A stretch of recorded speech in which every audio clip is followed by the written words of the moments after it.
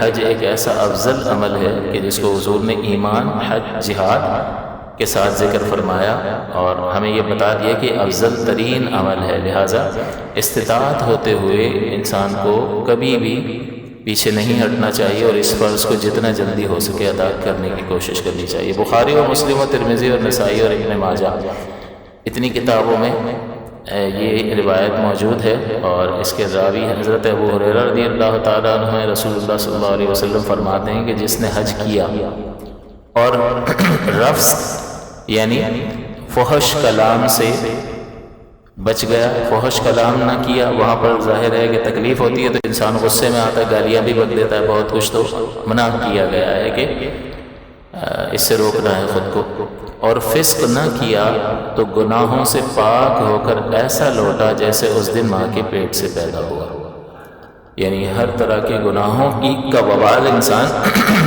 جو ہے وہ اپنے آپ سے اتار لیتا ہے، حتیٰ کہ حقوق العباد بھی معاف ہو جاتے ہیں، مطلب اس اعتبار سے معاف ہو جاتے ہیں کہ جب ہم کسی بندے کا حق تلف کرتے ہیں، کسی کے 2 لاکھ روپے دبا لیے، تو اس میں 2 خطائیں ہوئی، ایک خطا یہ کہ بندے کا حق دبایا، اور دوسرا یہ کہ اللہ نے منع کیا تھا کسی بندے کی حق تلفی مت کرنا، تو ایک تو اللہ کی بات نہیں مانی، ایک گناہ، اور دوسرا بندے کا حق تلف کیا، یہ 2 گناہ۔ تو جو اللہ کی جہت سے گناہ ہوتا ہے وہ معاف ہو جاتا ہے۔ اس کا ہرگز یہ مطلب نہیں ہے کہ لاکھوں روپے ہڑپ کر جائے اور حج پہ چلا جائے کہ معاف کر کے آ جائے، ایسے نہیں، بلکہ جو حقوق العباد بہرحال وہ تو دینے سے ہی جان چھوٹے گی، لہٰذا کسی کا اگر مال دبایا ہے، کسی کے وراثت کے حق کسی نے دبائے ہوئے ہیں، کوئی رشوتیں لے لے کر دوسروں کے حق جمع کرتا رہا اور انبار لگا لی اور پھر مر گیا، تو وہ میدان محشر میں بہت زیادہ ذلیل و رسوا ہو سکتا ہے۔ حضور نے فرمایا کہ تم جانتے ہو میری امت کا مفلس کون ہے؟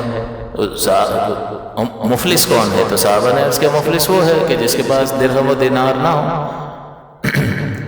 حضور نے فرمایا نہیں، المفلس من امتی یاتی یوم القیامت بصلاۃ وصیام وزکوٰۃ، میری امت کا مفلس تو وہ ہے کہ قیامت کے دن نماز بھی لائے گا، روزے بھی لائے گا، اور زکاتیں بھی اس نے ادا کی ہوں گی، یعنی ہر طرح کی عبادت لے کر آئے گا، لیکن کسی کو مارا ہوگا، کسی کو گالی بکی ہوگی، کسی پر بہتان لگایا ہوگا، کسی کا خون بہایا ہوگا، کسی کا مال کھا لیا ہوگا، تو اب یہ سارے آ جائیں گے اور کہیں گے اللہ انصاف، ہمارا حق دلایا جائے۔ تو اب تو کچھ بھی نہیں ہے اس کے پاس، کرنسی تو ہے نہیں کہ وہاں سے لے کے اس کو دے دی جائے، اب اس کی نیکیاں لے لے کے اس کو دیتے رہیں گے، حتیٰ کہ ساری نیکیاں ختم ہو جائیں گی، لیکن وہ دعوے دار کھڑے رہیں گے، اب ان کو کیسے دیں؟ تو پھر ان کے گناہ اس پر ڈالے جائیں گے، اور پھر حضور نے فرمایا ثم طرح فی النار، پھر اسے آگ میں ڈال دیا جائے گا، جہنم کی آگ میں اسے ڈال دیا جائے گا۔ تو ساری نیکیاں لے کر گیا، اس کے باوجود وہاں پر وہ مفلس ہو گیا۔ تو اس لیے حقوق العباد کے سلسلے میں انسان کو بہت زیادہ ڈرتے رہنا چاہیے کہ آپ کی ذات سے نہ کسی کو تکلیف پہنچے، نہ آپ کی زبان سے، نہ آپ کے ہاتھ سے، اور مال کے سلسلے میں بھی انتہائی محتاط رہنے کی ضرورت ہے۔ یہ چند ٹکے کوئی زیادہ دیر تک بندہ اس سے فائدہ اٹھا نہیں سکتا، اور فائدہ کتنی دیر اٹھاتا ہے؟ لباس لے لیا تو کتنی دیر لذت اس سے حاصل کرے گا؟ پرانا بوسیدہ ہو جاتا ہے، پھر لذت ختم ہو جاتی ہے۔ اگر کھانے کی چیز اس سے خرید لی تو بس یہ تالو تک جب چبا رہا ہے تب تک لذت حاصل ہو رہی ہے، پیٹ میں گیا لذت ختم، لمیٹڈ ٹائم کے لیے، اور اس میں نورانیت تو ہوتی نہیں ہے۔ رزق حلال سے جو قلب میں نورانیت پیدا ہوتی ہے اس کی بات علیحدہ ہے، اس سے تو ظلمت ہی ظلمت پیدا ہوگی، تو یہ بے برکتی ہی کا باعث ہے۔ لہٰذا اب حضور فرما رہے ہیں کہ یعنی فضیلت کو ذکر کر رہے ہیں کہ ایسا ہے جیسے ماں کے پیٹ سے آج ہی پیدا ہوا، تو اس فضیلت کو اس لیے بیان کیا جا رہا ہے کہ ابھارا جائے اور لوگ اس مشقت والے عمل کو اختیار کرنے کے لیے اپنے اندر کچھ ہمت پائیں۔ مزید فرمایا، بخاری، مسلم، ترمذی، نسائی اور ابن ماجہ میں حضرت ابو ہریرہ ہی روایت کرتے ہیں کہ عمرے سے عمرے تک گناہوں کا کفارہ ہے۔ ایک عمرہ پھر دوسرا عمرہ کرتے ہیں تو درمیان میں جو کچھ کیا ہے اللہ تعالیٰ ان صغائر کو معاف فرما دیتا ہے جو درمیان میں ہوئے۔ حج مبرور کا ثواب تو جنت ہی ہے، یعنی حج مبرور جو مقبول حج ہے اس کا ثواب تو جنت ہی ہے۔ تو یہ ساری روایتیں، احادیث جو ہیں، یہ ایک ترغیب دلانے کے لیے ہیں، ابھارنے کے لیے ہیں۔ اور مزید حضور نے فرمایا کہ حج ان گناہوں کو دفع کر دیتا ہے جو پہلے ہو چکے، تو سارا نامہ اعمال صاف ہو جاتا ہے اور انسان کے لیے اللہ تعالیٰ کی طرف سے جنت کا راستہ ہموار ہو جاتا ہے۔ مزید ام المومنین ام سلمہ روایت کرتی ہیں رضی اللہ تعالی عنہ کہ رسول اللہ صلی اللہ علیہ وسلم نے فرمایا حج کمزوروں کے لیے جہاد ہے، جو جنگ میں جا کر لڑ نہیں سکتے اور جہاد کی فضیلت حاصل کرنا چاہتے ہیں تو یہ حج کی مشقت کو برداشت کر لیں تو انہیں گویا کہ جہاد میں انہوں نے شرکت کی اور اجر پائیں گے۔ اسی طرح عورتوں نے ام المومنین عائشہ صدیقہ رضی اللہ تعالی عنہا سے روایت ہے کہ آپ فرماتی ہیں کہ میں نے عرض کیا یا رسول اللہ صلی اللہ علیہ وسلم عورتوں پر جہاد ہے؟ فرمایا ہاں، ان کے ذمے وہ جہاد ہے جس میں لڑنا نہیں ہے، یعنی حج اور عمرہ۔ تو یہ عورتیں جب حج یا عمرہ کر لیتی ہیں تو گویا کہ انہوں نے جہاد کیا اور انہیں جہاد کا سا اجر ملتا ہے۔ اسی طرح عائشہ صدیقہ سے ہی مروی ہے، حضور نے ان سے فرمایا کہ تمہارا جہاد حج ہے، لہٰذا اس کی فضیلت کو دیکھ لینا چاہیے۔ اسی طرح حضور نے فرمایا کہ حج اور عمرہ محتاجی اور گناہوں کو ایسے دور کرتے ہیں جیسے بھٹی لوہے کو اور چاندی اور سونے کے میل کو دور کر دیتی ہے۔ تو محتاجی بھی دور ہوتی ہے، اگر کوئی حج یا عمرہ کرتا ہے تو بعض اوقات پیسہ کم ہو جائے گا بلکہ اس سے برکت ہوتی ہے اور محتاجی دور ہوتی ہے۔ اللہ کے رسول نے فرما دیا تو بات یہ ختم ہو گئی نا، اس پر یقین ہونا چاہیے۔ اور یہ آپ دیکھیں گے کہ جو اکثر عمرے کرتے رہتے ہیں ان کی رزق میں برکتیں ہی برکتیں۔ آپ دیکھتے ہیں کہ پہلے سال میں ایک بار جاتا تھا، اب دو بار جانے لگ گیا، تو کہاں سے جا رہا ہے؟ اضافہ ہو رہا ہے تبھی تو جا رہا ہے، تو برکت ہوتی ہے۔ تو حضور نے فرمایا کہ حج و عمرہ محتاجی کو اور گناہوں کو ایسے دور کرتے ہیں جیسے بھٹی لوہے اور چاندی اور سونے کے میل کو دور کر دیتی ہے، اس پر میل باقی نہیں رہتا، سب جلا دیتی ہے۔ اور حج مبرور کا ثواب تو جنت ہی ہے، یہ بھی حضور نے فرمایا۔ مزید فرمایا بخاری، مسلم، ابو داؤد، نسائی، ابن ماجہ سے مروی، وہ ابن عباس سے روایت کرتے ہیں کہ حضرت حضور اقدس صلی اللہ علیہ وسلم نے فرمایا کہ رمضان میں عمرہ میرے ساتھ حج کرنے کے برابر ہے۔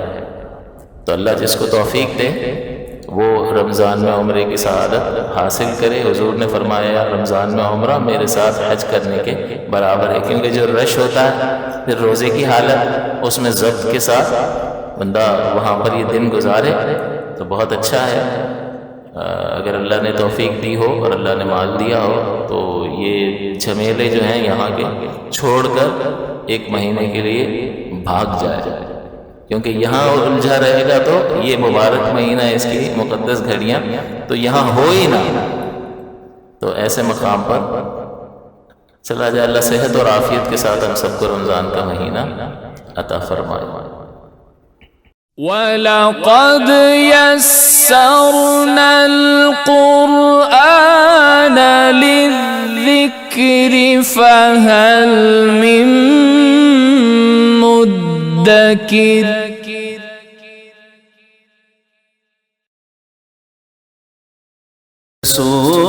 رسول اللہ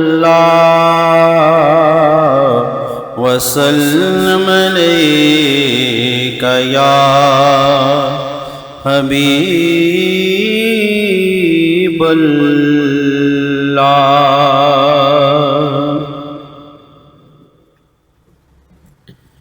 شاہوں سے ملا ہے نہ سکندر سے ملا ہے، اللہ کا عرفان تیرے در سے ملا ہے، اور جس کو بھی ملا ہے تو مقدر سے ملا ہے، آقا ہم کو تو مقدر بھی میرے در سے ملا، تیرے در سے ملا ہے۔ پڑھیے صلی اللہ علیہ یا رسول اللہ وسلم علیک یا حبیب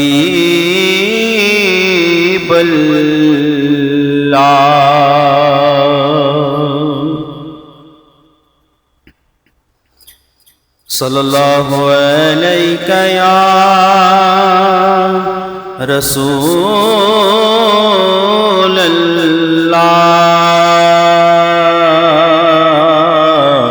وسلم علیک یا حبیب اللہ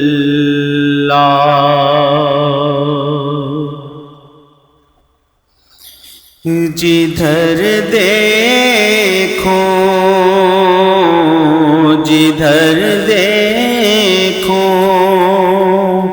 مدینے کا حرم ہو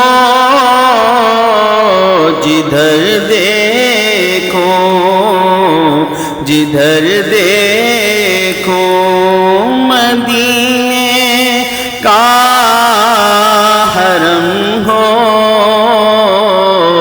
کرم ایسا کرم ایسا شہنشاہ امم ہو جدھر دیکھو جدھر دیکھو مدینے کا حرم ہو جدھر دیکھو مدینے کا حرم ہو کرم ایسا کرم ایسا شہنشاہ امم ہو جدھر دیکھو جدھر دیکھو میں آقا جدھر دیکھو مدینے کا حرم ہو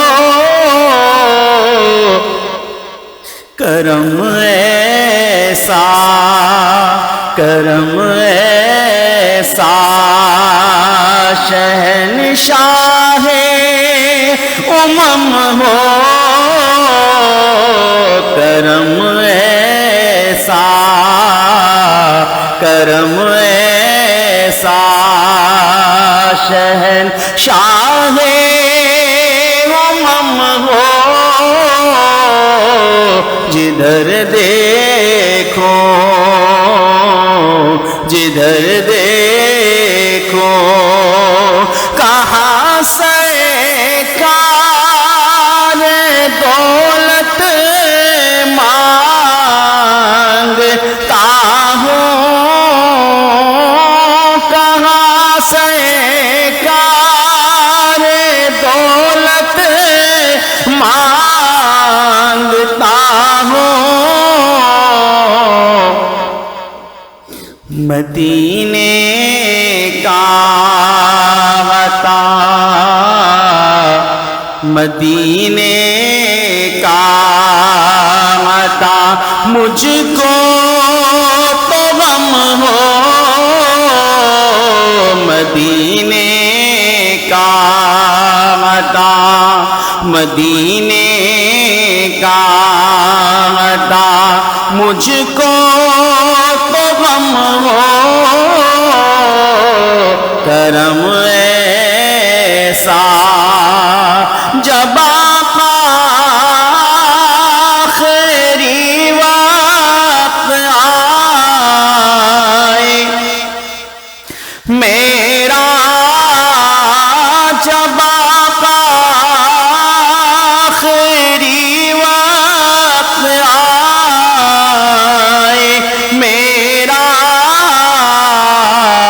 میرا سر ہو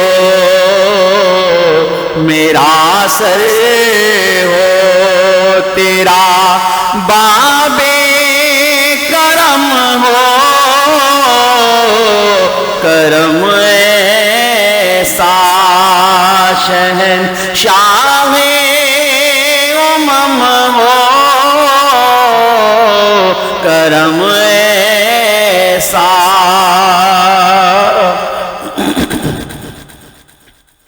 ہمارے حال دل سے ہمارے حال دل سے تم تو واقف ہمارے حال دل سے تم ہو واقف خداوند دو عالم کی قسم ہو کرم ایسا اندھیرا لحد میں ہے چھایا میرے نور خدا چشم کرم ہو کرم ایسا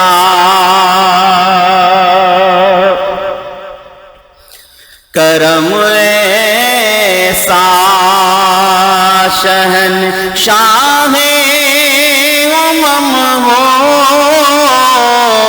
دکھا دو ساز گنبد کی بہاریں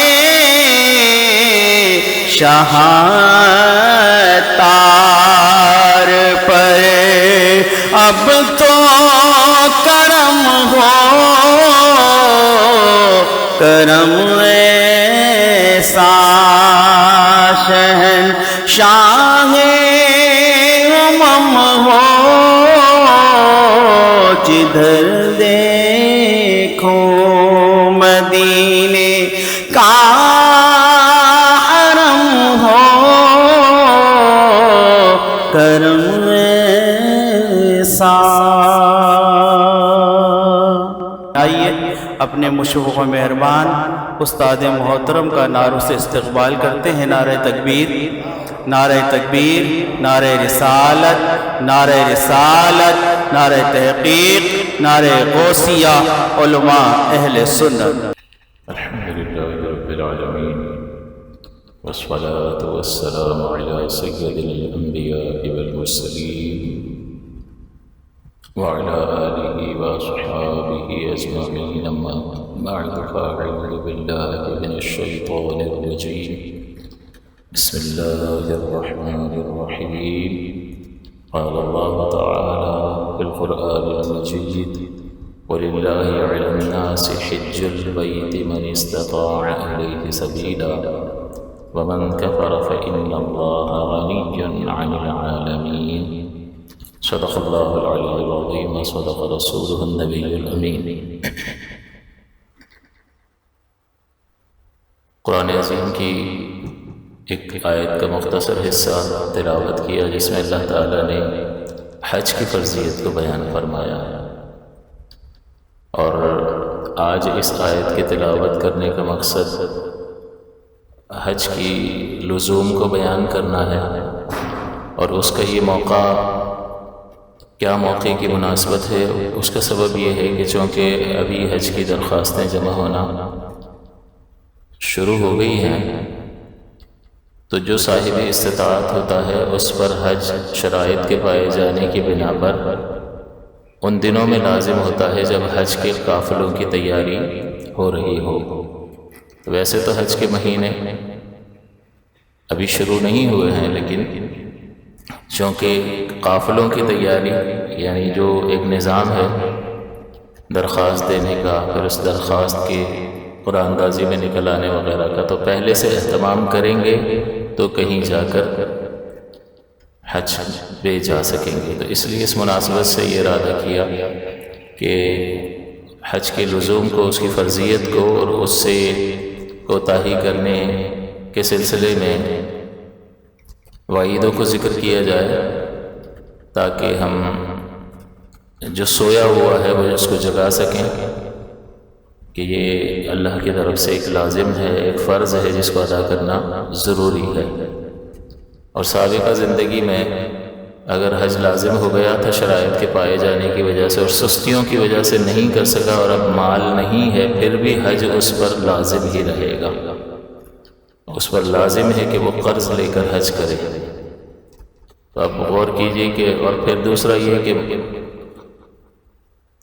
پہلے جس نے نہیں کیا گنجائش تھی، اب کتنا مہنگا ہو گیا، اس کے باوجود اس پر حج فرض ہی رہے گا، اور وہ اگر بغیر ادا کیے مر گیا تو فرض ادا کیے بغیر مرا۔ اور نبی کریم صلی اللہ علیہ وسلم کی حدیث میں آپ کو وعید کے سلسلے میں بھی سناؤں گا تو معلوم ہوگا کہ یہ کتنا ناپسندیدہ عمل ہے کہ انسان حج پر قدرت رکھتے ہوئے بھی حج نہ کرے۔ تو چونکہ یہ درخواست کے جمع ہونے کا پیریڈ شروع ہو چکا ہے، اس لیے یہ ارادہ کیا کہ کس پر حج لازم ہے اور اس کے نہ کرنے کی وجہ سے انسان گناہ گار ہوتا ہے، اس تفصیل کو ذکر کیا جائے۔ آگے انشاءاللہ رمضان کا مہینہ ہے تو اگلے ہفتے اگلے جمعے وہ روزے کے مسائل ذکر کیے جائیں گے تاکہ رمضان کے شروع ہونے سے پہلے ہی بنیادی ضروری باتیں ہمیں معلوم ہو جائیں۔ بعض کو معلوم بھی ہوتی ہیں، بار بار بیان بھی ہوئی ہیں،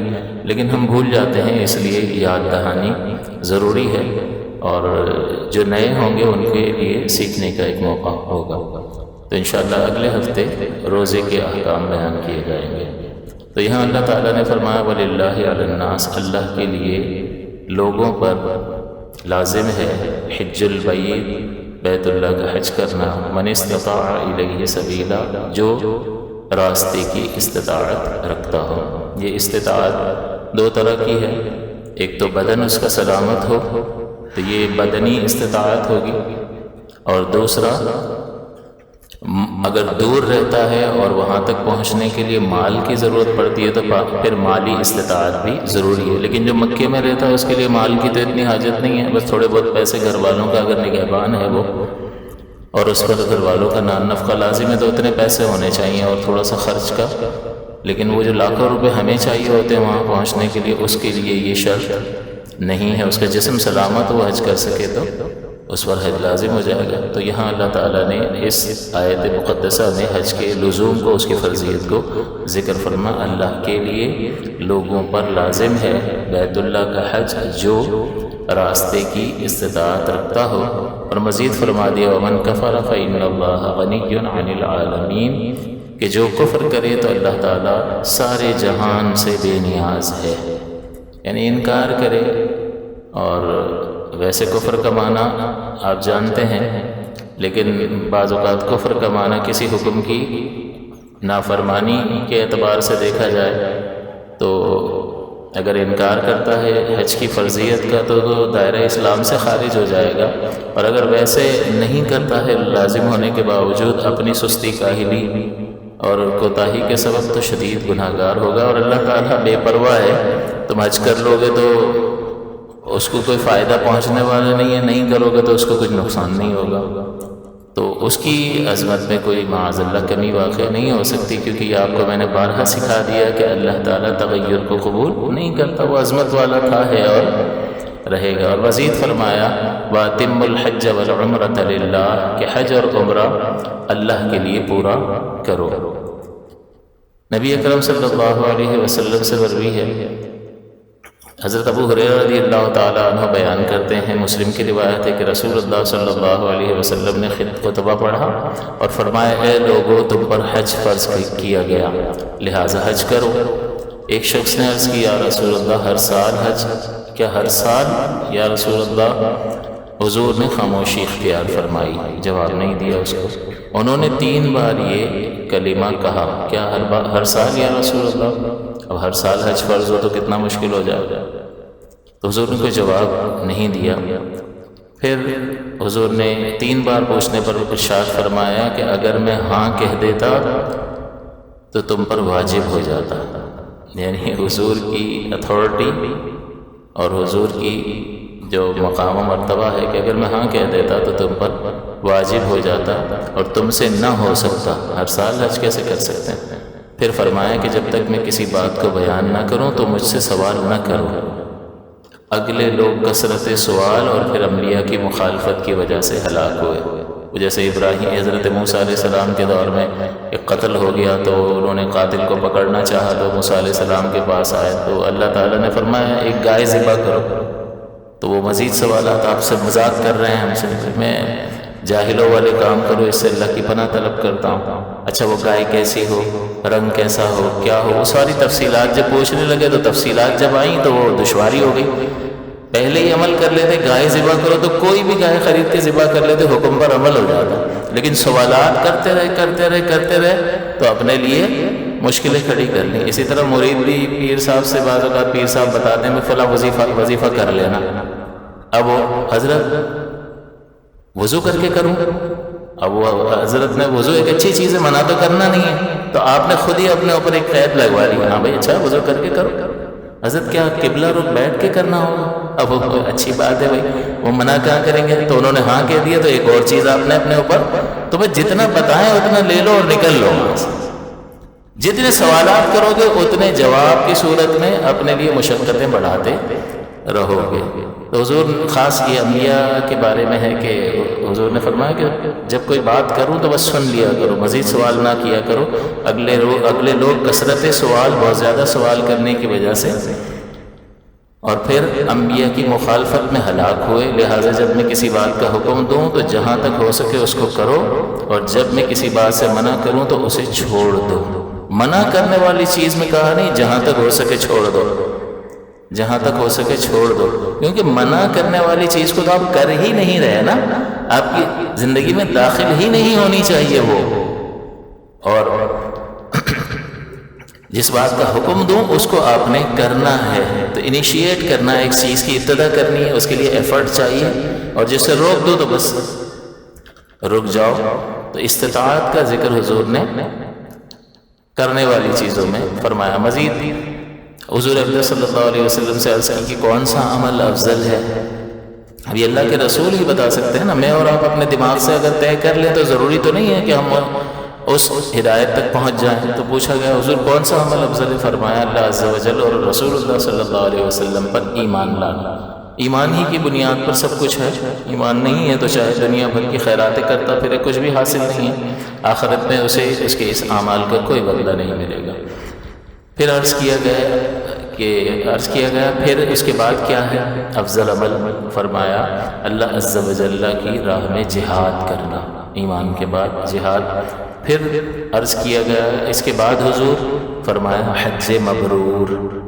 اس کا مطلب یہ ہے کہ حج ایک ایسا افضل عمل ہے کہ جس کو حضور نے ایمان، حج، جہاد کے ساتھ ذکر فرمایا اور ہمیں یہ بتا دیا کہ افضل ترین عمل ہے۔ لہٰذا استطاعت ہوتے ہوئے انسان کو کبھی بھی پیچھے نہیں ہٹنا چاہیے اور اس فرض کو جتنا جلدی ہو سکے ادا کرنے کی کوشش کرنی چاہیے۔ بخاری اور مسلم و ترمذی اور نسائی اور ابن ماجہ اتنی کتابوں میں یہ روایت موجود ہے، اور اس کے راوی حضرت ابو ہریرہ رضی اللہ تعالیٰ عنہ رسول اللہ صلی اللہ علیہ وسلم فرماتے ہیں کہ جس نے حج کیا اور رفث یعنی فحش کلام سے بچ گیا، فحش کلام نہ کیا، وہاں پر ظاہر ہے کہ تکلیف ہوتی ہے تو انسان غصے میں آتا ہے، گالیاں بھی بک دیتا ہے بہت کچھ، تو منع کیا گیا ہے کہ اس سے روکنا ہے خود کو، اور فسق نہ کیا تو گناہوں سے پاک ہو کر ایسا لوٹا جیسے اس دن ماں کے پیٹ سے پیدا ہوا۔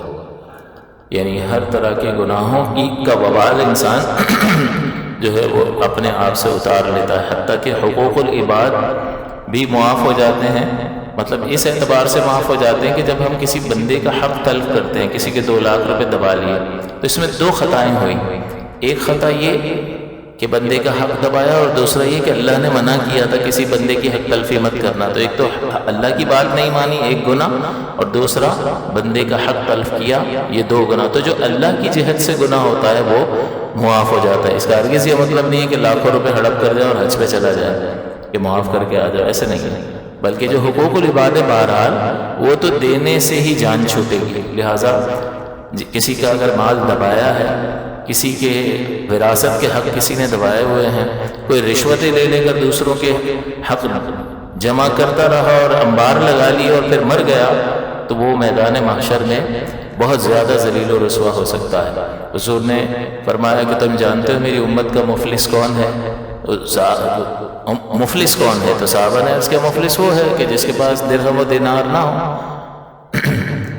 حضور نے فرمایا نہیں، المفلس من امتی یاتی یوم القیامت بصلاۃ وصیام وزکوٰۃ، میری امت کا مفلس تو وہ ہے کہ قیامت کے دن نماز بھی لائے گا، روزے بھی لائے گا اور زکاتیں بھی اس نے ادا کی ہوں گی، یعنی ہر طرح کی عبادت لے کر آئے گا، لیکن کسی کو مارا ہوگا، کسی کو گالی بکی ہوگی، کسی پر بہتان لگایا ہوگا، کسی کا خون بہایا ہوگا، کسی کا مال کھا لیا ہوگا۔ تو اب یہ سارے آ جائیں گے اور کہیں گے اللہ انصاف، ہمارا حق دلایا جائے۔ تو اب تو کچھ بھی نہیں ہے اس کے پاس، کرنسی تو ہے نہیں کہ وہاں سے لے کے اس کو دے دی جائے۔ اب اس کی نیکیاں لے لیں گے، اس کو دیتے رہیں گے حتیٰ کہ ساری نیکیاں ختم ہو جائیں گی، لیکن وہ دعوے دار کھڑے رہیں گے۔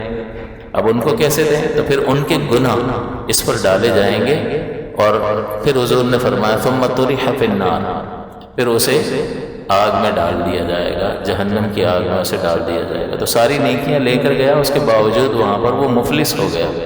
تو اس لیے حقوق العباد کے سلسلے میں انسان کو بہت زیادہ ڈرتے رہنا چاہیے کہ آپ کی ذات سے نہ کسی کو تکلیف پہنچے، نہ آپ کی زبان سے، نہ آپ کے ہاتھ سے، اور مال کے سلسلے میں بھی انتہائی محتاط رہنے کی ضرورت ہے۔ یہ چند ٹکے کوئی زیادہ دیر تک بندہ اس سے فائدہ اٹھا نہیں سکتا، اور فائدہ کتنی دیر اٹھاتا ہے؟ لباس لے لیا تو کتنی دیر لذت اس سے حاصل کرے گا؟ پرانا بوسیدہ ہو جاتا ہے، پھر لذت ختم ہو جاتی ہے۔ اگر کھانے کی چیز اس سے خرید لی تو بس یہ تالو تک جب چبا رہا ہے تب تک لذت حاصل ہو رہی ہے، پیٹ میں گیا لذت ختم۔ لمیٹڈ ٹائم کے لیے، اور اس میں نورانیت تو ہوتی نہیں ہے، رزق حلال سے جو قلب میں نورانیت پیدا ہوتی ہے اس کی بات علیحدہ ہے، اس سے تو ظلمت ہی ظلمت پیدا ہوگی۔ تو یہ بے برکتی ہی کا باعث ہے۔ لہٰذا اب حضور فرما رہے ہیں کہ یعنی فضیلت کو ذکر کر رہے ہیں کہ ایسا ہے جیسے ماں کے پیٹ سے آج ہی پیدا ہوا۔ تو اس فضیلت کو اس لیے بیان کیا جا رہا ہے کہ ابھارا جائے اور لوگ اس مشقت والے عمل کو اختیار کرنے کے لیے اپنے اندر کچھ ہمت پائیں۔ مزید فرمایا، بخاری، مسلم، ترمذی، نسائی اور ابن ماجہ میں حضرت ابو ہریرہ ہی روایت کرتے ہیں کہ عمرے سے عمرے تک گناہوں کا کفارہ ہے۔ ایک عمرہ پھر دوسرا عمرہ کرتے ہیں تو درمیان میں جو کچھ کیا ہے اللہ تعالیٰ ان صغائر کو معاف فرما دیتا ہے جو درمیان میں ہوئے۔ حج مبرور کا ثواب تو جنت ہی ہے، یعنی حج مبرور جو مقبول حج ہے اس کا ثواب تو جنت ہی ہے۔ تو یہ ساری روایتیں، احادیث جو ہیں، یہ ایک ترغیب دلانے کے لیے ہیں، ابھارنے کے لیے ہیں۔ اور مزید حضور نے فرمایا کہ حج ان گناہوں کو دفع کر دیتا ہے جو پہلے ہو چکے، تو سارا نامہ اعمال صاف ہو جاتا ہے اور انسان کے لیے اللہ تعالیٰ کی طرف سے جنت کا راستہ ہموار ہو جاتا ہے۔ مزید ام المومنین ام سلمہ روایت کرتی ہیں رضی اللہ تعالیٰ عنہ کہ رسول اللہ صلی اللہ علیہ وسلم نے فرمایا، حج کمزوروں کے لیے جہاد ہے۔ جو جنگ میں جا کر لڑ نہیں سکتے اور جہاد کی فضیلت حاصل کرنا چاہتے ہیں تو یہ حج کی مشقت کو برداشت کر لیں، تو انہیں گویا کہ جہاد میں انہوں نے شرکت کی اور اجر پائیں گے۔ اسی طرح عورتوں نے، ام المومنین عائشہ صدیقہ رضی اللہ تعالی عنہا سے روایت ہے کہ آپ فرماتی ہے کہ میں نے عرض کیا یا رسول اللہ صلی اللہ علیہ وسلم، عورتوں پر جہاد ہے؟ فرمایا ہاں، ان کے ذمے وہ جہاد ہے جس میں لڑنا نہیں ہے، یعنی حج اور عمرہ۔ تو یہ عورتیں جب حج یا عمرہ کر لیتی ہیں تو گویا کہ انہوں نے جہاد کیا اور انہیں جہاد کا سا اجر ملتا ہے۔ اسی طرح عائشہ صدیقہ سے ہی مروی ہے، حضور نے ان سے فرمایا کہ تمہارا جہاد حج ہے، لہٰذا اس سے اس کی فضیلت کو دیکھ لینا چاہیے۔ اسی طرح حضور نے فرمایا کہ حج اور عمرہ محتاجی اور گناہوں کو ایسے دور کرتے ہیں جیسے بھٹی لوہے کو اور چاندی اور سونے کے میل کو دور کر دیتی ہے۔ تو محتاجی بھی دور ہوتی ہے، اگر کوئی حج یا عمرہ کرتا ہے تو بعض اوقات پیسہ کم ہو جائے گا بلکہ اس سے برکت ہوتی ہے اور محتاجی دور ہوتی ہے۔ اللہ کے رسول نے فرما دیا تو بات یہ ختم ہو گئی نا، اس پر یقین ہونا چاہیے۔ اور یہ آپ دیکھیں گے کہ جو اکثر عمرے کرتے رہتے ہیں ان کی رزق میں برکتیں ہی برکتیں۔ آپ دیکھتے ہیں کہ پہلے سال میں ایک بار جاتا تھا، اب 2 بار جانے لگ گیا، تو کہاں سے جا رہا ہے؟ اضافہ ہو رہا ہے تبھی تو جا رہا ہے، تو برکت ہوتی ہے۔ تو حضور نے فرمایا کہ حج و عمرہ محتاجی کو اور گناہوں کو ایسے دور کرتے ہیں جیسے بھٹی لوہے کو لوہے اور چاندی اور سونے کے میل کو دور کر دیتی ہے، اس پر میل باقی نہیں رہتا، سب جلا دیتی ہے، اور حج مبرور کا ثواب تو جنت ہی ہے، یہ بھی حضور نے فرمایا۔ مزید فرمایا، بخاری، مسلم، ابو داؤد، نسائی، ابن ماجہ سے مروی، وہ ابن عباس سے روایت کرتے ہیں کہ حضرت حضور اقدس صلی اللہ علیہ وسلم نے فرمایا کہ رمضان میں عمرہ میرے ساتھ حج کرنے کے برابر ہے۔ تو اللہ جس کو توفیق دے وہ رمضان میں عمرے کی سعادت حاصل کرے۔ حضور نے فرمایا رمضان میں عمرہ میرے ساتھ حج کرنے کے برابر ہے، کیونکہ جو رش ہوتا ہے پھر روزے کی حالت، اس میں ضبط کے ساتھ بندہ وہاں پر یہ دن گزارے تو بہت اچھا ہے۔ اگر اللہ نے توفیق دی ہو اور اللہ نے مال دیا ہو تو یہ جھمیلے جو ہیں یہاں کے چھوڑ کر ایک مہینے کے لیے بھاگ جائے، کیونکہ یہاں الجھا رہے گا تو یہ مبارک مہینہ، اس کی مقدس گھڑیاں تو یہاں ہو ہی نہ، تو ایسے مقام پر چلا جائے۔ اللہ صحت اور عافیت کے ساتھ ہم سب کو رمضان کا مہینہ عطا فرمائے۔ ایک وعید کی حدیث میں آپ کو سنا دوں کہ حضور صلی اللہ علیہ وسلم نے فرمایا کہ جس نے استطاعت کے باوجود حج نہیں کیا تو اب اللہ تعالیٰ کو اس سے کوئی غرض نہیں ہے کہ چاہے وہ یہودی ہو کر مرے یا نصرانی ہو کر مرے، یعنی یہ اتنی شدید وعید بیان فرمائی کہ اگر اللہ کو اس سے کوئی واسطہ نہیں ہے کہ چاہے یہودی ہو کر مرے یا نصرانی ہو کر، تو لہٰذا جن کو استطاعت حاصل ہے وہ اس استطاعت کی بنیاد پر انہیں فوراً سے بیشتر گنجائش ہے تو حج کی درخواستیں جمع کروانی چاہیے۔ مقصد ہی آج رمضان سے پہلے حج کے بیان کرنے کا موقع اسی اعتبار سے ہے کہ قافلوں کی تیاریاں شروع ہیں۔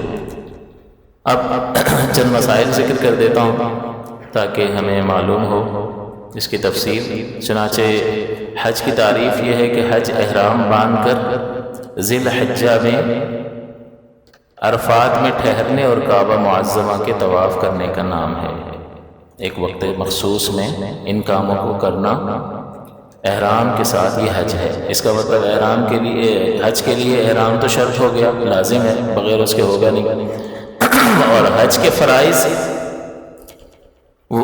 عرفات کے میدان میں ٹھہرنا، اس کو وقوف عرفہ کہتے ہیں۔ وقوف کا ترجمہ ہے ٹھہرنا، اور عرفہ میدان کا نام ہے، تو وقوف عرفہ کا کیا نام ترجمہ بنے گا؟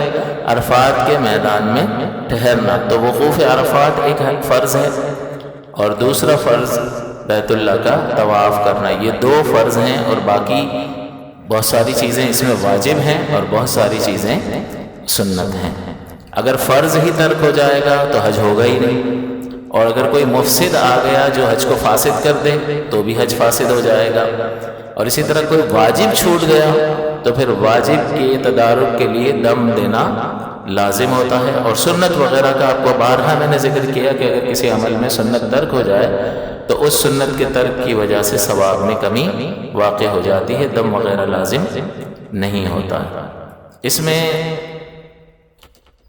سب سے پہلی بات یہ ذکر کی کہ جب حج کے لیے جانے پر قادر ہو جائے، یعنی اللہ تعالیٰ نے فرمایا کہ وَلِلَّهِ عَلَى النَّاسِ حِجُّ الْبَيْتِ مَنِ اسْتَطَاعَ إِلَيْهِ سَبِيلًا، کہ لوگ اللہ کے لیے لوگوں پر بیت اللہ کا حج ہے جو راستے کی استطاعت رکھتا ہو۔ اور استطاعت میں نے ابھی آپ کو بتایا، استطاعت کا مطلب قدرت، راستے کی قدرت۔ تو قدرت کا مطلب کیا؟ اپنا جسم بھی سلامت ہے، اور دوسرا اگر دور ہے اور وہاں جانے کے لیے مال کی ضرورت ہے تو پھر یہ مال بھی استطاعت میں شامل ہوگا، تو جسم بھی سلامت ہو۔ اس کا معنی یہ ہوا کہ اگر کوئی شخص چل ہی نہیں سکتا، نابینا ہے، بہت زیادہ بیمار ہے، تو اس پر حج لازم نہیں ہوگا کہ اس کے پاس استطاعت نہیں ہے۔ اور اللہ تعالیٰ نے کس پر لازم کیا؟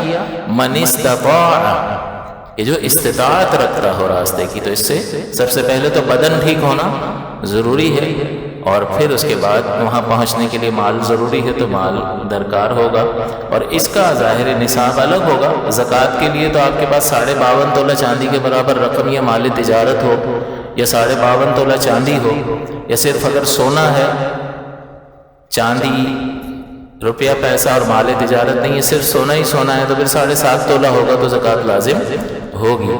تو زکوٰۃ تو تھوڑے سے پیسوں میں بھی لازم ہو جاتی ہے کہ 52.5 تولہ چاندی کی رقم آپ کے پاس ہو گئی، تو آج اگر آپ معلوم کر لیں 1 تولہ چاندی کتنے کی، اس کو 52.5 سے ضرب دے دیں تو لاکھ روپے کی بنے گی یا جتنے کی بھی ہوگی. پہلے 88,000 کی پچھلے سال تھی، اب کرنسی ڈی ویلیو ہو گئی اتنی، تو ہو سکتا ہے کہ یہ 1 لاکھ کو کراس کر دیا ہو اس نے، میں نے پتہ نہیں کیا. تو آپ نیٹ پہ سرچ کریں گے آپ کو معلوم ہو جائے گا.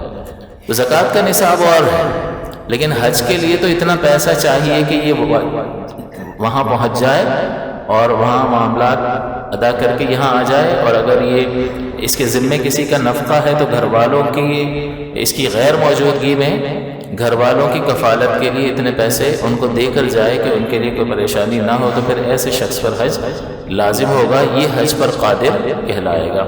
تو حج پر جب حج کے لیے جانے پر قادر ہو فوراً ہی حج فرض ہو گیا، تاخیر نہیں کر سکتے.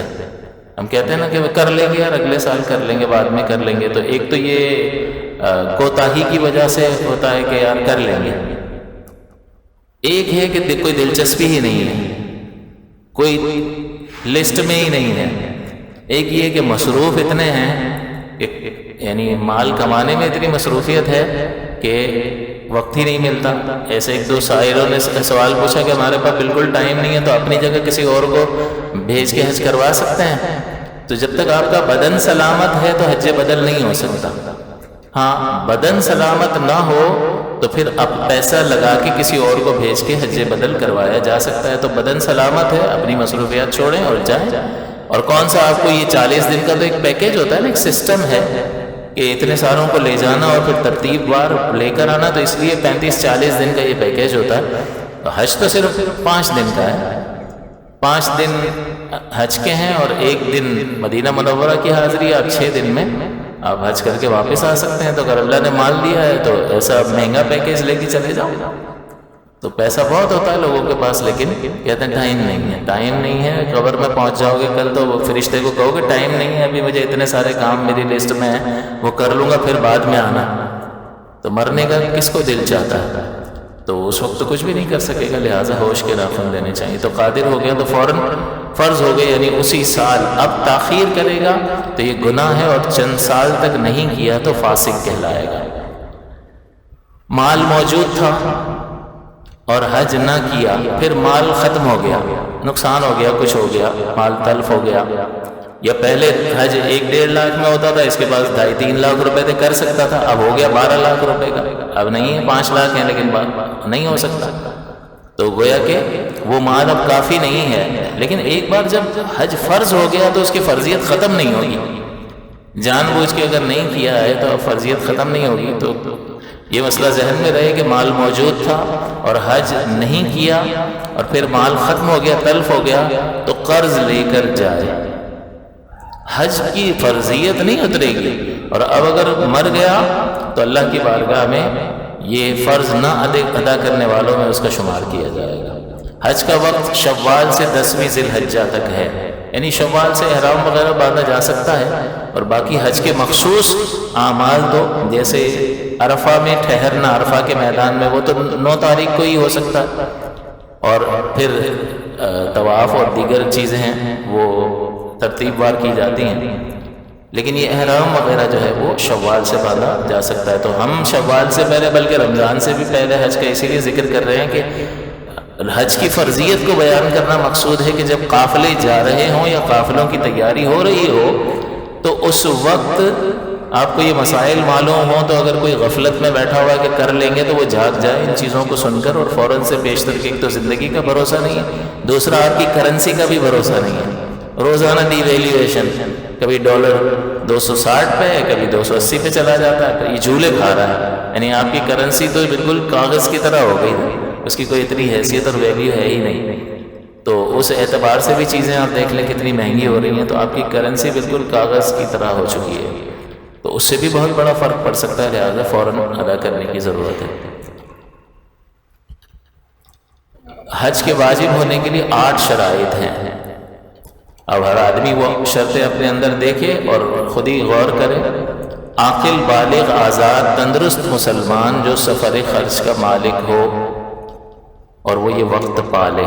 عاقل جب عاقل کہا تو اس کا مطلب غیر عاقل یعنی مجنون پر حج لازم نہیں ہے، بالغ کہا تو نابالغ پر حج لازم نہیں ہے، لہذا والدین کے ساتھ والدین حج فرض ادا کر رہے تھے اور نابالغ بچے کو بھی لے گئے تو اس کا نفل ادا ہوگا، فرض بعد میں اگر اس میں بالغ ہونے کے بعد استطاعت ہوگی تو اس کا حج فرض حج باقی ہوگا، اسے کرنا ہوگا۔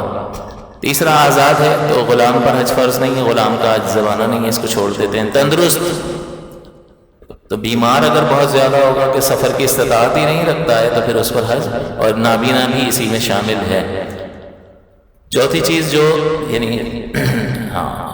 چیز جو سفر خرچ کا مالک ہو، اگر آپ دور رہتے ہیں تو آپ کے پاس یہ سفر کے پیسے اخراجات بھی ہونے چاہیے اور وقت بھی آپ پالیں، تب ہی لازم ہوگا۔ ابھی وقت ہی نہیں آیا، جیسے نماز کا وقت آتا ہے تو نماز لازم ہوتی ہے نا، آج کی جمعے کی اثر آپ پر لازم ہو گئی نہیں ہوئی، کیونکہ جمعہ ہی نہیں پڑھا ابھی ہم نے، تو اثر کا وقت نہیں آیا تو لازم نہیں ہوئی، تو وقت آئے گا تو اس کا وقت بھی وہ پالے۔ تو عاقل، بالغ، آزاد، تندرست مسلمان کہ جس کے پاس سفر کے اخراجات ہوں اور وقت پایا جائے تو اس پر یہ، تو ایک جملہ آپ یاد کر لیں گے تو اس میں ساری شرائط آ گئی ہیں۔ عاقل، بالغ، آزاد، تندرست مسلمان جو سفر خرچ پر قادر ہو اور وقت پالے۔ عاقل، بالغ، آزاد مسلمان، یہ ساری قیودات ہیں نا، ساری شرطیں، عاقل، بالغ، آزاد مسلمان، تندرست جو سفر خرچ پر قدرت رکھتا ہو اور وقت پالے۔ تو یہاں مسلمان کہا تو کافر پر ہے ہی نہیں، اور کوئی مسلمان تھا اس نے حج بھی کر لیا اور پھر معاذ اللہ مرتد ہو گیا، اسلام سے نکل گیا اور پھر اس نے اسلام قبول کر لیا، تو اب نئے سرے سے اس کو حج کرنا ضروری ہوگا، کیونکہ اسلام سے انکار کی وجہ سے اس کے پچھلے سارے اعمال ضائع ہو گئے۔ تو اللہ تعالیٰ سب کو محفوظ رکھے۔ مال کا مالک ہونا ضروری ہے، ملکیت لازم ہے، تب حج فرض ہوگا۔ اس میں عاقل، بالغ اور مسلمان ہونا، اس کے بغیر فرض حج ادا نہیں ہوگا۔ میں نے چند چیزیں ذکر کی نا، عاقل، بالغ، آزاد، مسلمان، سفر خرچ پر قادر ہو۔ تو اگر غیر عاقل کر لے گا، مجنون کو ابا جی لے گئے اور پھر بعد میں حج کرنے کے بعد وہ صحیح ہو گیا، تندرست ہو گیا اور اس کے پاس مال بھی ہے تو اس کو دوبارہ حج کرنا ہوگا۔ دوسرا، بالغ تو نابالغ نے کر لیا تو اس کا نفل حج ہوگا، اگر بعد میں اس کے پاس مال آیا تو اس کو دوبارہ حج کرنا ہوگا۔ اسلام تو آپ کو بتا دیا، ان کے بغیر حج فرض ادا نہیں ہو سکتا۔ عقل ضروری ہے اور بالغ ہونا ضروری ہے، اس کے بغیر نہیں ہوگا۔ لیکن کسی کے پاس مال نہیں ہے اور کوئی ساتھ لے گیا کہ چلو تمہیں حج کروا دیتے ہیں، تو بغیر مال کے وہاں پہنچ گیا اور حج کر لیا تو فرض ادا ہو گیا۔ اب اگر دوبارہ اس کے پاس اپنا مال آ جائے گا تو اس پر حج لازم نہیں ہوگا۔ تو عاقل اور بالغ اور مال ہونے نہ ہونے میں آپ کو فرق کرنا آنا چاہیے کہ اگر نابالغ نے کر لیا تو بالغ ہونے کے بعد پھر کرنا پڑے گا، لیکن اگر غریب آدمی کو کوئی لے گیا اور اس نے حج کر لیا تو اس کا فرض ادا ہو گیا، اب اس کے پاس پیسہ آئے گا اور طاقت آئے گی تو یہ دوبارہ حج نہیں کرے گا۔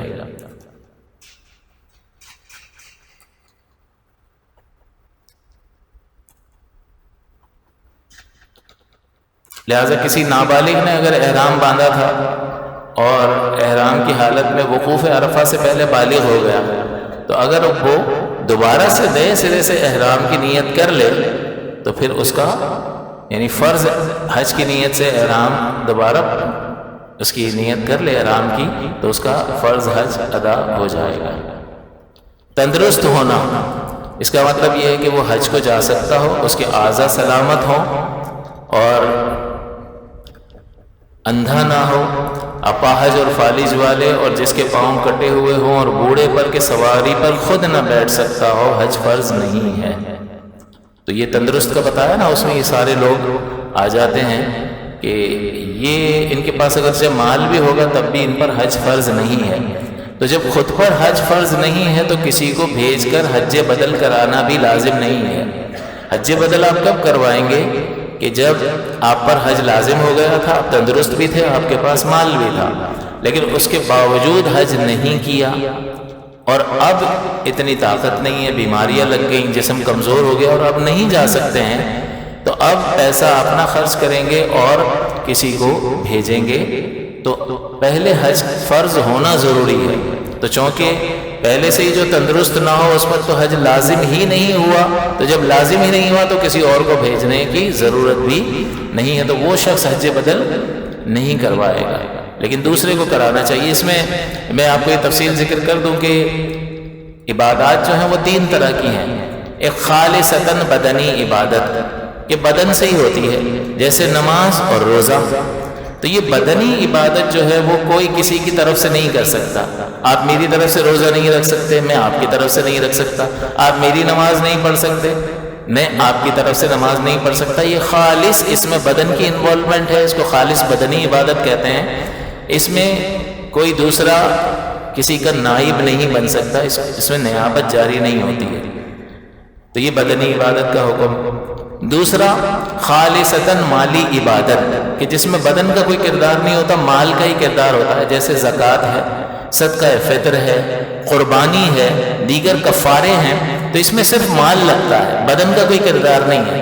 تو مالی عبادات جو ہیں وہ دوسرے کی طرف سے ادا کی جا سکتی ہیں، لہٰذا میں اگر اپنی اولاد کی زکوٰۃ ادا کروں تو میں کر سکتا ہوں، کیونکہ خالص مالی عبادت ہے۔ میں اپنے گھر والوں کا صدقہ فطر ادا کروں تو کر سکتا ہوں، میں اپنے گھر والوں کی طرف سے قربانی کروں سب کی طرف سے تو کر سکتا ہوں، کیونکہ خالص بدنی مالی عبادت ہے، اور خالص مالی عبادت میں کوئی شخص دوسرے کی طرف سے کر سکتا ہے، اگرچہ وہ دوسرا بھی کرنے پر قدرت رکھتا ہو۔ جیسے میرے گھر والے اگر قربانی کی طاقت رکھتے ہیں، اس کے باوجود میں ان کی طرف سے قربانی واجب تو ان پر اسی صورت میں ہو رہی ہے نا، ان پر واجب ہو گئی اس لیے کہ ان کے پاس مال ہے، اب میں ان کی طرف سے کر رہا ہوں تو کر سکتے ہیں۔ ان پر زکوٰۃ لازم ہے تو زکوٰۃ کیسے لازم ہے؟ ان کے پاس پیسہ ہے تبھی تو لازم ہے، تو ان پہ جو زکوٰۃ لازم ہے وہ میں ادا کروں تو ادا ہو جائے گی۔ تو خالصتاً بدنی عبادت کا، مالی عبادت کا یہ حکم ہوتا ہے کہ بدنی میں ایک شخص دوسرے کی طرف سے نہیں کر سکتا، جیسے نماز روزہ، اور مالی عبادت میں ایک شخص دوسرے کی طرف سے بلا عذر بھی کر سکتا ہے، چاہے دوسرا قادر ادا کرنے پر قادر ہو نہ ہو، لیکن اس کے باوجود دوسرا کوئی کر سکتا ہے۔ اور تیسری عبادت ہے مالی اور بدنی کا مجموعہ، جیسے حج، اس میں بدن بھی لگتا ہے اور مال بھی خرچ ہوتا ہے، دونوں چیزوں کا مجموعہ ہے۔ تو اگر مال کو دیکھا جائے تو پھر اس اعتبار سے نہیں ہونا، مال کے اعتبار سے دیکھا جائے تو مالی عبادت ایک بندہ دوسرے کی طرف سے کر سکتا ہے تو اجازت ہونی چاہیے، اور بدن کو دیکھا جائے تو نماز اور روزے کے اعتبار سے منع ہوگا کہ بھئی بدنی عبادت میں نیابت جاری نہیں ہو سکتی۔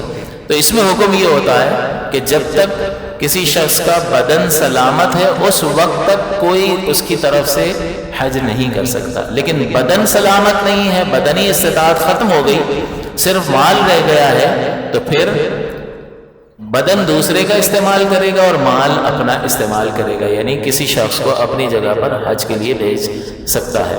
تو بس یہ اس کی تفصیل ہے۔ 3 طرح کی عبادات ہیں، خالصتاً بدنی عبادت جیسے نماز روزہ، اس میں ایک دوسرے کی طرف سے نہیں ہو سکتا، خالصتاً مالی عبادت، اس میں ایک دوسرے کی طرف سے ہو سکتا ہے، اور بدنی اور مالی کا مجموعہ، اس میں اگر وہ شخص ادا کرنے سے قاصر ہے، اس کا بدن سلامت نہیں ہے، تو دوسرا اس کی طرف سے کر سکتا ہے۔ اسی طرح یہ بتایا کہ اگر پہلے تندرست تھا اور دیگر شرائط بھی موجود تھی، بالکل ٹھیک تھا، کر سکتا تھا اور پیسہ بھی موجود تھا، اور حج نہیں کیا اور پھر اپاہج ہو گیا، تو کیا اب ہم کہیں گے کہ یہ تندرست نہیں ہے؟ نہیں، آپ کو تو پہلے کر لینا چاہیے تھا، اب نہیں کیا تو اب چونکہ اس پر پہلے لازم ہو گیا اور اب یہ استطاعت نہیں ہے، تو اب یہ حج بدل کروانا اس پر لازم ہوگا۔ تو اس نے حج نہیں کیا، پھر اپاہج ہو گیا یا کوئی اور مجبوری ہو گئی، اندھا ہو گیا وغیرہ، تو کہ حج اب نہیں کر سکتا، تو اس پر وہ حج فرض باقی ہے، خود نہ کر سکے تو حج بدل کرائے۔ تو اب غور کر لینا چاہیے کہ جو اس سلسلے میں کوتاہی کا مرتکب ہے اس کو دیکھنا چاہیے کہ وہ کیا کر رہا ہے۔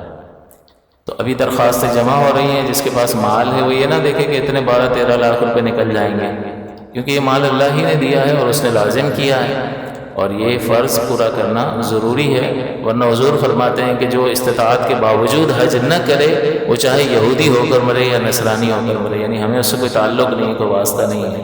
تو یہ بہت بڑی وعید ہے، انسان کو ڈرنا چاہیے۔ اور اس آیت مقدسہ میں جو اللہ تعالیٰ نے حج کی فرضیت کو بیان کیا، اس میں بھی آگے بیان کر دیا کہ وَلِلَّهِ عَلَى النَّاسِ حِجُّ الْبَيْتِ مَنِ اسْتَطَاعَ إِلَيْهِ سَبِيلًا، کہ لوگوں پر اللہ کے لیے بیت اللہ کا حج لازم ہے جو استطاعت رکھتا ہو راستے کی۔ فَمَنْ كَفَرَ فَإِنَّ اللَّهَ غَنِيٌّ، کہ جس نے کفر کیا تو اللہ بے پرواہ ہے، اللہ غنی ہے، تم اللہ پر حج کر کے کوئی احسان نہیں کر دو گے۔ من عمل صالحا فلنفسه ومن اساء فعليها، کہ جس نے بھلا کام کیا تو وہ اپنے بھلے کو کیا ہے، اس نے اپنے ہی اچھے کے لیے کیا ہے، آخرت کا سرمایہ اس نے جمع کر لیا، اور جس نے برائی کی ہے تو اس کا وبال اس ہی پر ہوگا۔ تو معاذ اللہ پر کوئی احسان نہیں کرتا، اگر نماز پڑھ لیتا ہے، اگر سچ بول لیتا ہے، اگر اپنے آپ کو کسی حرام کام سے روک لیتا ہے تو اکڑنا شروع کر دے کہ دیکھو میں کتنا پارسا ہوں۔ لا تزکوا انفسکم، اپنے آپ کو پارسا قرار مت دو، بل اللہ یزکی من یشاء۔ ایک اور مقام پر فرمایا کہ هو اعلم بمن اتقى، وہ خوب جانتا ہے کہ اور کتنا پارسا ہے۔ تو اس لیے ہمیں یہ کوشش کرنی چاہیے کہ اللہ کے احکام کو، خاص کر فرض کی جو اہمیت ہے اس اہمیت کو سمجھنا چاہیے کہ اللہ کا فرض کیا ہوا بہت زیادہ اہم ہے، اہمیت کا حامل ہے، اور اس کو ترک کرنا انتہائی محرومی کا باعث ہے، انتہائی محرومی کا۔ اس میں نماز بھی آ جاتی ہے، اس میں روزے بھی آ جاتے ہیں، اور اس میں یہ بیت اللہ کا حج بھی آ جاتا ہے۔ اور اللہ تعالیٰ نے حج میں آسانی فرما دی کہ زندگی میں ایک ہی مرتبہ حج فرض فرمایا، اس کی استطاعت اور طاقت بھی وہی عطا فرماتا ہے۔ اور دوسری بات یہ کہ جب کوئی شخص حج کر لیتا ہے تو جنت کے وعدے بھی اس کے لیے کیے گئے کہ حج مبرور کا ثواب تو جنت ہی ہے، اور انسان کا نامہ اعمال پاک اور صاف ہو جائے، بالکل ستھرا ہو جائے، تو حج سے واپس ہوا اور بالکل پاک اور ستھرا ہو گیا اور انتقال کر گیا تو کس طرح، کس حیثیت سے اللہ کی بارگاہ میں حاضر ہوگا؟ بالکل ایسا جیسے اس کے نامہ اعمال میں کوئی خطا نہیں ہے۔ تو یہ شخص تو کامیاب حالت میں لوٹا، اور اگر بعد میں جی بھی گیا تو آپ غور کیجئے کہ انسان کی سابقہ خطاؤں کا معاف ہو جانا کیا بہت بڑی نعمت نہیں ہے؟ کہ 1,00,000 خطائیں ہوں پوری زندگی کی، جس میں سابقہ زندگی میں اس نے 75,000 کی ہوں، تو حج کی وجہ سے وہ 75,000 ختم ہو جائیں، اب حج کے بعد کی 25,000 رہ جائے، تو 1,00,000 لکھی ہوں، اس کا وبال زیادہ ہے یا 25,000 کا زیادہ ہے؟ تو ہر صورت میں یہ حج جو ہے وہ انسان کے لیے باعث رحمت ہے، باعث برکت ہے۔ کسی بھی وقت ہم اللہ کی بارگاہ میں حاضر ہو سکتے ہیں، کسی بھی وقت ہمارا اس دنیا سے رخصت ہونا وہ تو طے ہو چکا ارادہ ازلی میں، اور کسی بھی وقت ہماری موت کا وقت آ سکتا ہے، اور پھر پچھتاوے کسی وقت کچھ بھی نہیں ہوگا۔ اور یہ جو مال آپ چھوڑ جائیں گے تو آپ کیا سمجھتے ہیں؟ اولاد اتنی سعادت مند ہوگی جسے اللہ توفیق دے، لیکن اکثر آپ کیا دیکھتے ہیں کہ پھر اولاد ماں باپ کے لیے 12-15 لاکھ روپے خرچ کر کے، جو آپ خود اپنی آخرت کے لیے تو خرچ کر نہیں سکے، وہ اولاد جس کے ہاتھ میں یہ مال آ گیا اور اس پر شریعت لازم بھی نہیں کرتی کہ ماں باپ کی طرف سے حج کرو، الا یہ کہ انہوں نے وصیت کی ہو، اور پھر وصیت کرنے کے بعد وہ حج پہ لگنے والی رقم وہ کل مال کا 1/3 بنتی ہو، تو کہ اگر آج حج 12 لاکھ میں ہو رہا ہے تو والد صاحب نے 36 لاکھ روپے چھوڑے ہوں تو 12 لاکھ میں ان کی وصیت مانی جائے گی، کیونکہ مرنے والے کی وصیت اس کے چھوڑے ہوئے مال کے 1/3 میں پوری کی جاتی ہے۔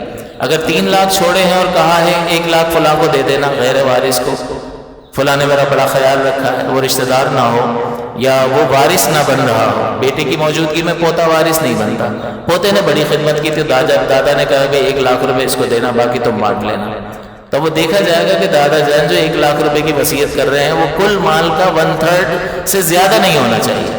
تو 3 لاکھ چھوڑ کر گئے ہیں تو 1 لاکھ تک کی وصیت پوری کر لی جائے گی، لیکن اگر 1.5 لاکھ کا کہہ گئے ہیں تو پھر بھی 1 لاکھ ہی دیں گے، 1.5 لاکھ تک وصیت پوری نہیں کریں گے۔ اس کا مطلب یہ ہوا کہ مرنے والے کا اپنا قول بھی اس کے اپنے مال میں 1/3 سے زیادہ نافذ نہیں ہو سکتا۔ تو جب ہم ختم ہو گئے، اس دنیا سے چلے گئے، تو اب اللہ کا قانون وراثت ہمارے مال میں جاری ہو جائے گا، اور اب اللہ کے حکم کے مطابق کہ اس کو نصف دے دو، اس کو ثلث دے دو، اس کو ثلثان یعنی 2/3 66% دے دو، اس کو شوہر کو ربع دے دو، شوہر کو نصف دے دو، بیوی کو سمن دے دو، یا بیوی کو 25% دے دو، تو یہ شریعت کا قانون چلے گا۔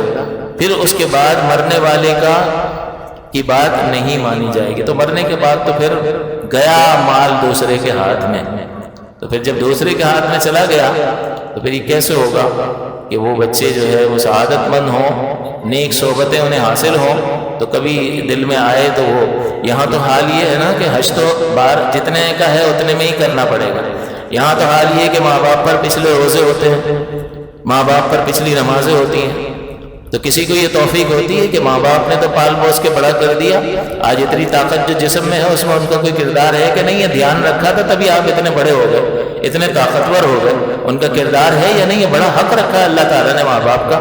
لیکن کسی کو توفیق ہوتی ہے کہ میرے والد صاحب کے اوپر روزے ہیں، بھئی ویسے ساری زندگی اگر رکھتے بھی رہے ہو لیکن بیماری کی حالت میں آخری دنوں میں یہ روزے چھوٹ گئے تھے، تو کسی کو توفیق ہوتی ہے کہ وہ ان کا فدیہ ادا کر کے اپنے والدین کے لیے کوئی سہولت کی صورت پیدا کر سکے۔ نہیں، مال محبوب ہے، یہ غفلت اتنی طاری ہے کہ اپنے اعمال کا ہوش نہیں ہے، تو دوسرے کے بارے میں وہ بیچارہ دنیا سے چلا گیا، آپ کی فکریں ہماری فکریں کرتے کرتے، لیکن ہمیں ان کی کوئی فکر نہیں ہے، نہ قبرستان کبھی جائیں گے اور نہ ہی پلٹ کر کوئی ایصال ثواب کی صورت، کوئی مالی صدقہ کر کے انہیں ایصال کرنا، اور خاص کر یہ فرض چیزیں جو ان کے ذمہ لازم تھی اس کو کرنا چاہیے۔ ہمارے والد صاحب جو آخری دنوں میں بالکل ان کی وہ صحت نہیں تھی، تو پھر جو روزے وغیرہ کے فدیے اس کا حساب کیا ہے، تو کرنا چاہیے۔ سعادت مندی کی بات ہے کہ ایک آدمی ساری زندگی آپ کے لیے کر گیا اور جو کچھ چھوڑ گیا وہ بھی آپ کو مل گیا، تو اس میں سے کچھ مال جو ہے اپنے والدین کے لیے خرچ کرنا چاہیے، اور جو چیزیں ان پر فرض تھیں اس کی ادائیگی اس فدیے کے ذریعے سے کرنی چاہیے،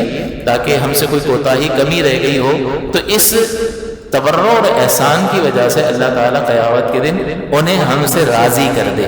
اور حضور نے یہ بھی فرمایا کہ جو شخص اپنے والدین کی قبر کی ہر جمعے زیارت کرتا ہو، جاتا ہو، ایصال ثواب وغیرہ کرتا ہو، تو جب وہ قیامت کے دن قبر سے اٹھیں گے تو اللہ تعالیٰ ان والدین کو اس حال میں اٹھائے گا کہ وہ ماں باپ اپنی اولاد سے راضی ہوں گے۔ تو اگر کوئی شخص جو ہے وہ مرتکب ہوتا رہا اس بات کا کہ دل آزاریاں کرتا رہا، اس حال میں وہ دنیا سے چلے گئے اور اب اسے پچھتاوا ہے، تو اسے چاہیے کہ وہ زیادہ سے زیادہ ان کے لیے ایصال ثواب کا اہتمام کرے، خصوصیت کے ساتھ کوئی مالی صدقہ ضرور کرے، کوئی مسجد میں، کوئی مدرسے میں ایسا کسی طالب علم پر خرچ کرے، کسی طالب علم کو جو عالم بن رہا ہو اس کو کتاب دلا دے، وہ اس سے فائدہ حاصل کرے، تاکہ وہ عالم بننے کے بعد بھی ثواب جاریہ کا باعث اللہ تعالیٰ عمل کی توفیق عطا فرمائے۔ آمین۔ وآخر دعوانا الحمدللہ رب العالمین۔